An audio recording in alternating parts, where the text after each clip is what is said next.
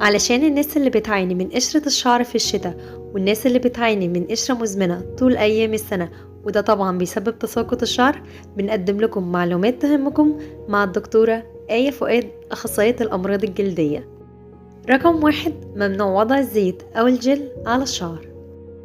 2: في حالة وضع كريم أو سيرم هنحط كمية بسيطة على الشعر نفسه مش على فروة الراس. 3: ممنوع استخدام المية السخنة عند غسل الشعر، لازم نستخدم مية فترة. 4: ممنوع الاحتكاك الشديد بفروة الراس واحنا بنسرح شعرنا.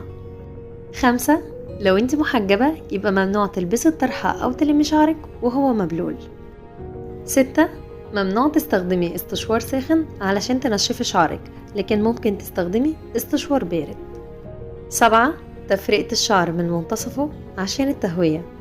8: هنستخدم شامبو للقشرة لمدة ما تقلش عن 10 دقايق يوم بعد يوم، ولو حسينا ان الشامبو اللي بنستخدمه مفعوله بدأ يقل مع الوقت هنغيره لنوع تاني يكون فيه مادة فعالة تانية.